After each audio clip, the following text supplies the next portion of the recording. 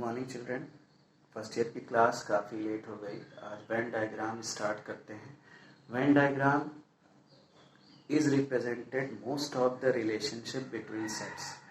Venn diagram होता क्या है, ये बहुत सारे रिलेशनशिप को रिप्रेजेंट करता है सेट के।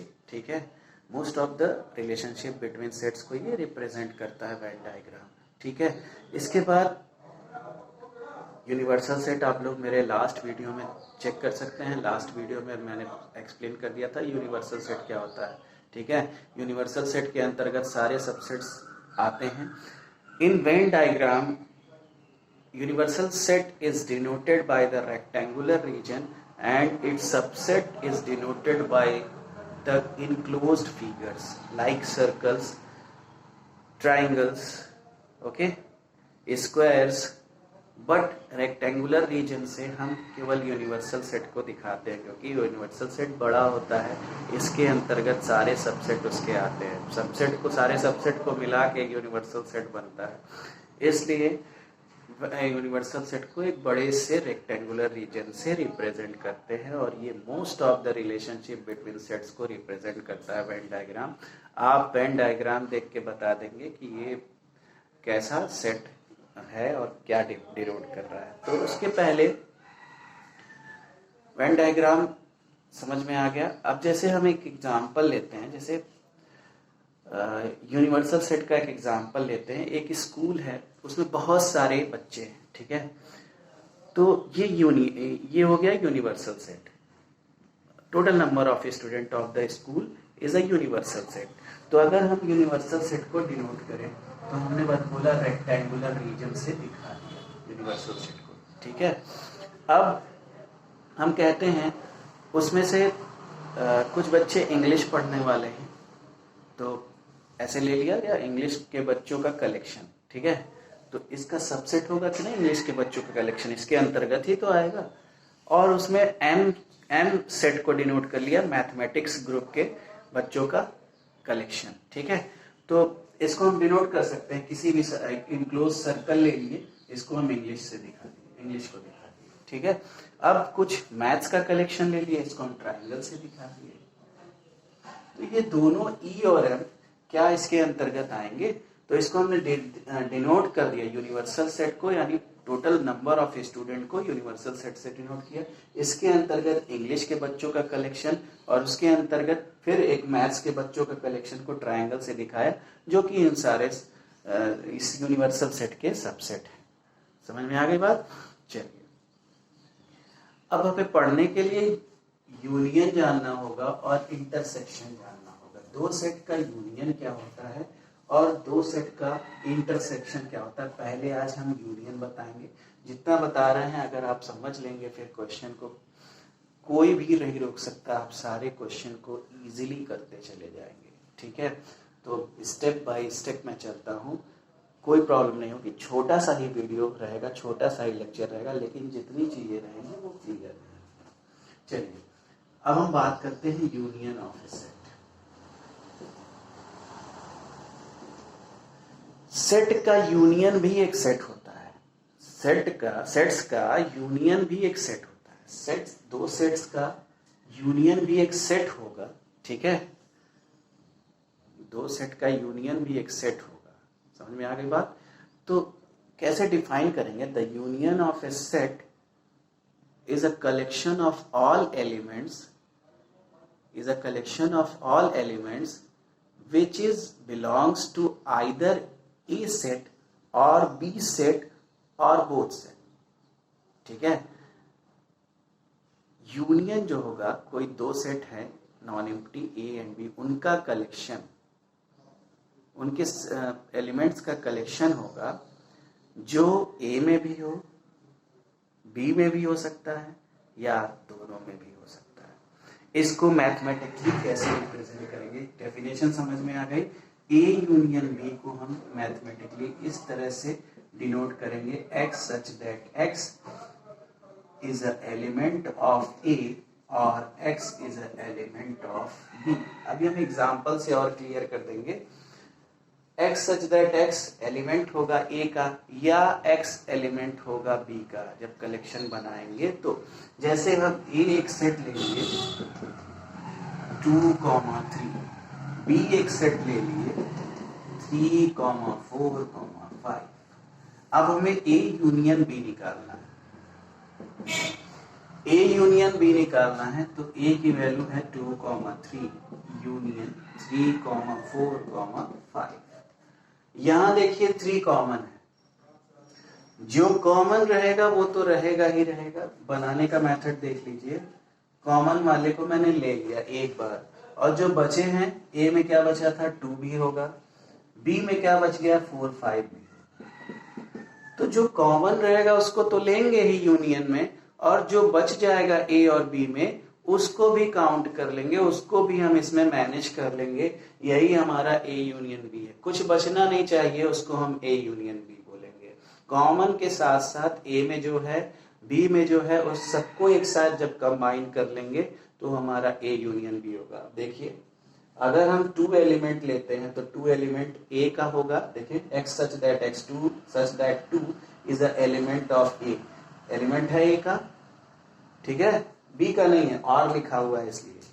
कोई और एलिमेंट लीजिए, 3 ले लीजिए, 3 is a element of a, है a का, और 3 एलिमेंट b का भी है और है, बिल्कुल है। 4 एलिमेंट है b का, 4 such that 4 is element of b। तो ये है definition mathematically, a union b is equal to x such that x is element of a और x is element of b। Is that clear? A union B का diagram कैसे बनाते हैं? अगर 2 set हैं हमारे पास A एंड B, इसका यूनिवर्सल सेट हमने ले लिया रेक्टेंगुलर रीजन, इनक्लोज कर दिया 2 सर्कल को, ठीक है। ये जो है रीजन ना, ये इंटरसेक्शन का रीजन यानी कॉमन रीजन है। इसमें हमारा क्या था, समझिएगा ध्यान से। यूनिवर्सल सेट में जो इंटरसेक्शन रीजन यहाँ देखिएगा 3 था, इस इंटरसेक्शन रीजन में 3 था। ये हमारा A है, ये हमारा B है, ठीक है। इसमें क्या था 2 था A में, ठीक है, क्योंकि 3 कॉमन रीजन में चला गया। और B में हमारा क्या क्या बचा 4 और 5। आ गया होगा समझ में, कोई प्रॉब्लम नहीं होगी। देखिए A में 2, 3 दोनों है, B में भी हमारा 4, 5 और 3 भी है। अब ये सारे को शेड कर दीजिए, क्योंकि A यूनियन B इन सारे का शेडेड पार्ट होगा। अगर इंटरसेक्शन होता तो इसी रीजन को शेड करते। समझ में आ गई बात? ये हो गया हमारा यूनिवर्सल सेट जो सबसे बड़ा था, इसके अंतर्गत ये दोनों सेट आ गए।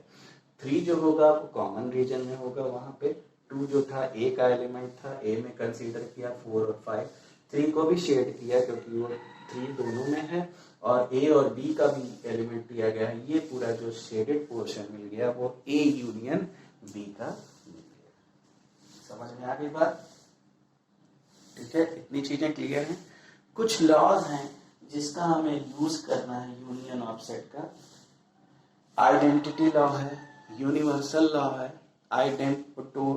आइडेंटोटेंट लॉ है, और एसोसिएटिव लॉ है, और कम्यूटेटिव लॉ भी है, ठीक है।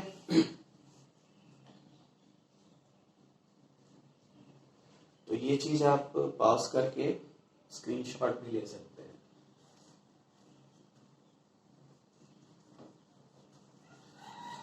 Laws of union of a set, तो समझ में आ गया होगा।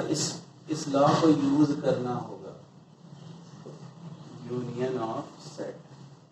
ये लॉ बता के आगे बढ़ते हैं, फिर आप पढ़ते रहेगा। आइडेंटिटी लॉ क्या होता है? देखिए, कोई सेट अगर A है, उसके साथ हम एम्प्टी सेट का अगर यूनियन लेते हैं तो वही सेट मिल जाता है। That is called identity law. कोई भी सेट लीजिए 2,3, उसके साथ एम्प्टी सेट, खाली सेट का अगर यूनियन लेंगे तो 2, 3 ही तो आएगा। आ गया, ये हो गया आइडेंटिटी लॉ। दूसरा यूनिवर्सल लॉ।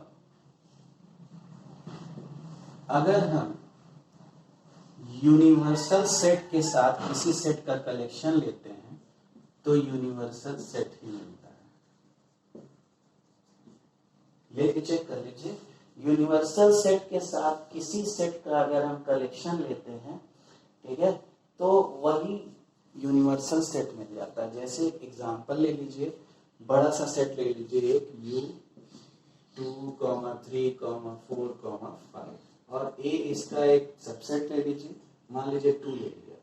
अब 2, 3, 4, 5 के साथ अगर हम यूनियन लेते हैं 2 का, तो 2 तो कॉमन ही था, फिर 3, 4, 5 भी ले लिया गया, ये भी बच गया हमारा। तो 2, 3, 4, 5 यूनियन के यूनिवर्सल सेट के इक्वल आ गया। तो यूनिवर्सल सेट के साथ किसी भी सेट का अगर यूनियन लेंगे तो वही यूनिवर्सल सेट ही हमको मिल जाएगा। इसको कहते हैं यूनिवर्सल लॉ। थर्ड है, किसी सेट के साथ उसी सेट का यूनियन अगर लेंगे तो वही सेट मिल जाएगा। 2, 3 के साथ हम 2, 3 का ही यूनियन लेते हैं तो 2, 3 ही मिलेगा। इसको बोलते हैं idempotent law. Idempotent law. Fourth है हमारा commutative law. A union B निकालिए या बी यूनियन ए निकालिए, उस पर कोई फर्क नहीं पड़ता। ये कम्यूटेटिव लॉ है। ए यूनियन बी निकालिए या बी यूनियन ए निकालिए, कोई फर्क नहीं पड़ेगा, दोनों साइड इक्वल आएंगे। इसको बोलते हैं कम्यूटेटिव लॉ। नेक्स्ट है एसोसिएटिव लॉ।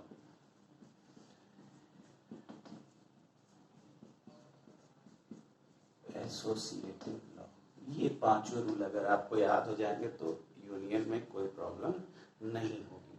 किसी सेट के साथ यूनियन, फिर बाहर एक और सेट के साथ यूनियन, फिर उस सेट को अलग कर लिया, बी यूनियन सी लेके फिर ए के साथ हम यूनियन निकालेंगे तो उस पर कोई चेंज नहीं आएगा, दोनों साइड इक्वल आएगा। इसको बोलते हैं एसोसिएटिव लॉ। आप कोई भी सेट लेके ए बी सी को कंसीडर करके वेरीफाई कर सकते हैं, हमेशा ये चेंज नहीं होगा और इक्वल ही आएगा। तो ये रही बात आज यूनियन और वेन डायग्राम की। नेक्स्ट टॉपिक में इंटरसेक्शन, उसके बाद कंप्लीमेंट्री, उसके बाद माइनस कैसे करते हैं सेट को, सब्ट्रैक्शन ऑफ सेट। तो इस तरह से आप पढ़ते चलेंगे और जो क्वेश्चन आएगा बीच बीच में कोई डाउट होगी तो उसको कमेंट बॉक्स में भेजते रहेंगे। Thank you.